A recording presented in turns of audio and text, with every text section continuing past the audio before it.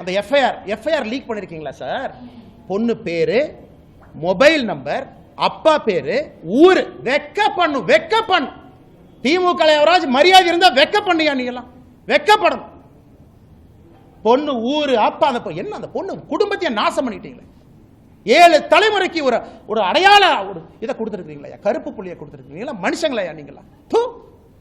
அதுக்கு அமைச்சர் கேள்வி கேட்கிறார். 3 மாசம் தமிழ்நாடு அமைதி பூங்காவா இருந்துச்சாமா, இந்த அண்ணாமலை திரும்பி வந்தானாமா, மறுபடியும் கலவரம் வெடிச்சு. வெக்க பண்ணியா நீங்களா? மினிஸ்டரா இருக்கிறது வெக்க பண்ணு.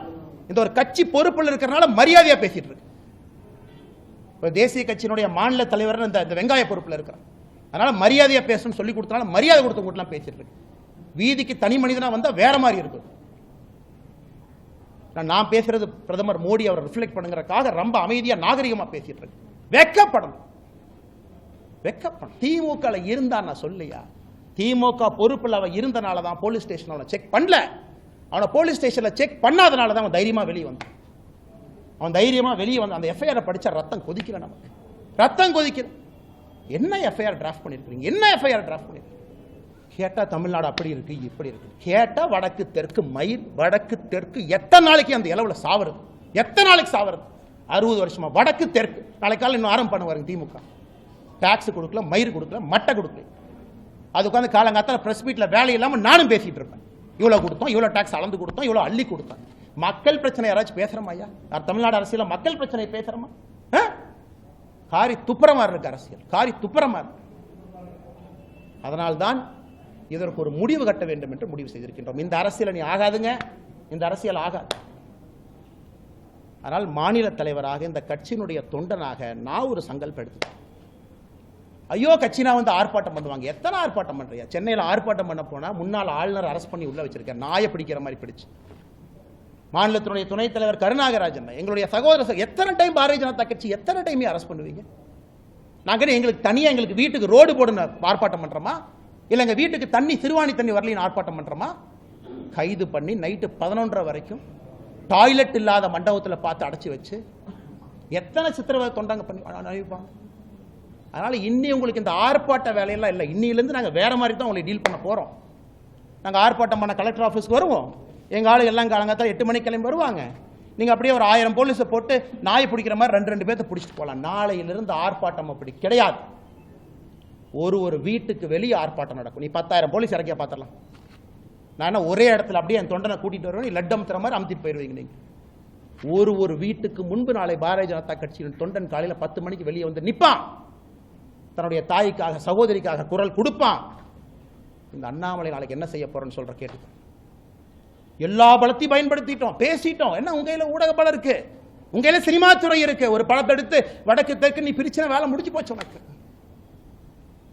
உங்க கையில எல்லா விருது கொடுக்கறதுக்கு பேசுறதுக்கு ஆளுங்க இருக்கிறாங்க. சமூக நீதினு பேசுறதுக்கு 10 பேர் இருக்கா. பாரதிய ஜனதா கட்சினா சமூக நீதி இல்லைன்னு பேசுறதுக்கு 50 பேர் இருக்கா.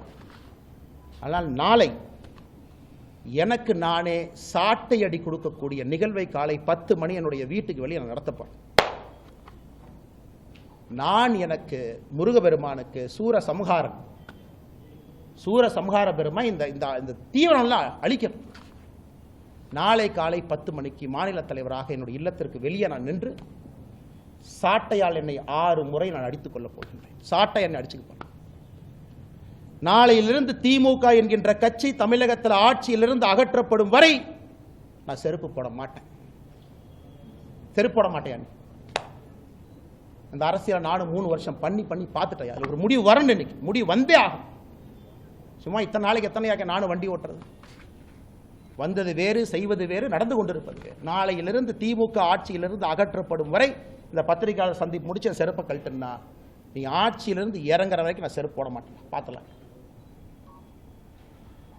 நாளையிலிருந்து 48 நாட்கள் நான் விரதம் இருக்க போகிறேன். பிப்ரவரி 2வது வாரம் முடியும். 6 படை வீட்டுக்கு நான் போக போறேன். முருகபெருமான்ட்ட முறையிட போறேன். எல்லாத்திட்டையும் முறையிட்டாச்சு. National commission for women முறையிட்டாச்சு.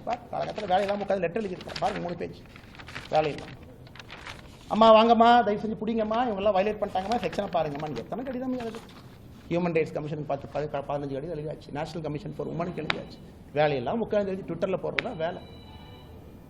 இன்னி பார்த்துக்கலாம் அரசியல், இன்னி பார்த்துக்கலாம். நாகரீகமான அரசியல். இந்த பவுண்டு பை நீங்க அநாகரிகமா பேசுறீங்களா?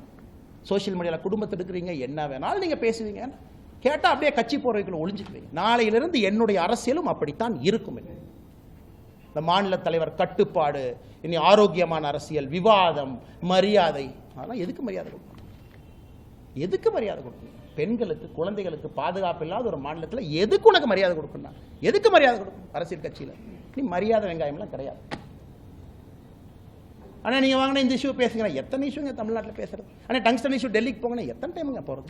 ஆனால் மீத்தேன் பிரச்சனை ஆச்சுன்னா டெல்லிக்கு போங்கன்னா எத்தனை டைம் போகிறது? எத்தனை போகிறது? வேறு வேலை இதே தான் வேலைங்களா? அதனால் நாளை எனக்கு நானே சவுக்கடி காலை 10 மணிக்கு என்னுடைய இல்லத்திற்கு வெளியே நான் கொடுத்துக் கொள்கின்றேன். பாரதிய ஜனதா கட்சியினுடைய எந்த தொண்டனையும் இது நீங்கள் செய்ய வேண்டாம் என்று நான் அன்போடு சொல்லுகின்றேன். நீங்க யாரும் செய்ய, வீட்டுக்கு வெளியே வந்து நிற்க வேண்டியது உங்களுடைய கடமை.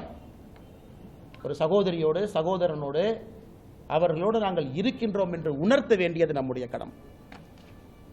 தீய சக்தி அழிக்கப்பட வேண்டும், தமிழகத்தில் அழிக்கணும், வேற வழி இல்லைங்க.